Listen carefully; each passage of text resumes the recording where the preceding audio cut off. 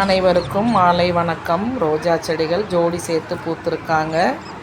ஜோடி சேர்த்து ஒன்றா நம்ம அறுவடை எடுக்கலாங்க. நம்ம ரோஜா செடி பராமரிக்கிறது ரொம்ப ஈஸியான ஒரு விஷயந்தான்.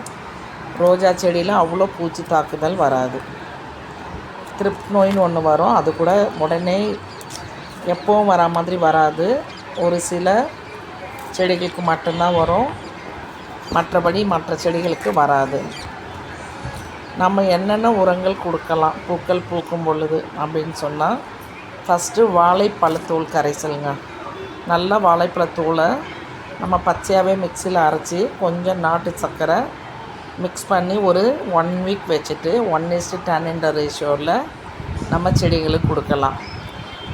இல்லையா வாழைப்பழமே கிடைச்சாலும் அதையும் இதே மாதிரி மெத்தடில் செய்யலாம். 3வது முட்டை ஓட நல்லா வாஷ் பண்ணிவிட்டு காய வச்சு பவுட்ராக்கி நம்ம வேர் பகுதி பாதிக்காமல் பக்கத்தில் கொஞ்சம் கொடுக்கணும்.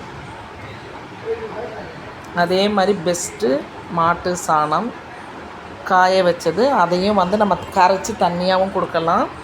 இல்லை ஒரு கைப்பிடி அளவு நம்ம வேர் பகுதியில் போடலாம். இதெல்லாம் செஞ்சுட்டு வரும்பொழுது பூக்களுடைய வரத்து அதிகமாக இருக்குங்க. அது நம்ம தோட்டத்துலேயே நீங்கள் பார்க்கலாம். நான் கொடுக்குற உரங்களும் நம்ம பூக்களுடைய வளர்ச்சியும் இந்த மாதிரிலாம் நீங்கள் செஞ்சு பாருங்கள். அதே மாதிரி மண் லூஸாக டைட்டாக இருந்தால் கொஞ்சம் லூஸ் பண்ணி விடுங்க. வேர் ஈஸியாக இது பன்னீர் ரோஸும் கொடுக்கும். அது மாதிரி பூக்கள் பறிக்கும்போது ஒரு கொஞ்சம் இடைவெளி விட்டு கட் பண்ணி விடுங்க. வெறும் பூக்கள் மட்டும் பறிக்காதீங்க, கொஞ்சம் கீழே இறக்கி கட் பண்ணுங்க. அதே மாதிரி மொட்டுக்கள் இல்லாமல் ஹைட்டாக வந்தாச்சுன்னா அதை கட் பண்ணி விடும்பொழுது பக்க கிளைகள் நிறைய பூக்கள் நிறைய கொடுப்பாங்க. இந்த மாதிரி முறையிலலாம் நம்ம ரோஜா செடிகளை பராமரித்தோம்னா நமக்கு ரோஜா பூக்கள் குறைவு இருக்காது. செடிகளுடைய வளர்ச்சியும் ரொம்ப நல்லா இருக்குங்க.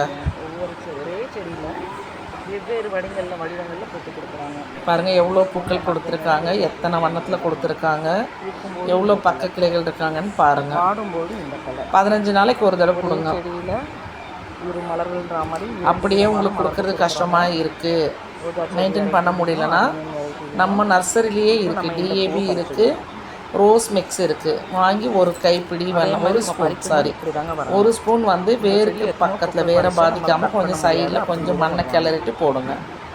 இதுவும் பெஸ்ட்டு ரிசல்ட்டு கொடுக்குங்க. இதுவும் நான் ட்ரை பண்ணியிருக்கேன். அதே மாதிரி என்பிகேன்னு வருது, அதுலேயே வேப்பம் புண்ணாக்கு கலந்தா மாதிரி வருது.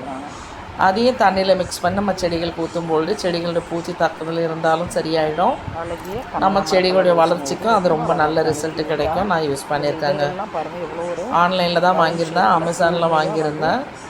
லக்ஷ்மின்ற ப்ராடக்ட் நேமு நல்லா எஃபெக்டிவாக இருந்தது. மற்றெல்லாம் நர்சரியில் தாங்க நான் வாங்குகிறேன். நம்ம அமேசானில் வாங்கினது என்பிகே வாங்கியிருக்கேன், டிஏபி வாங்கியிருக்கேன், மண்புழு உரம் வாங்கியிருக்கேங்க. தேங்க்யூ ஆல், சப்போர்ட் பண்ணுங்கள்.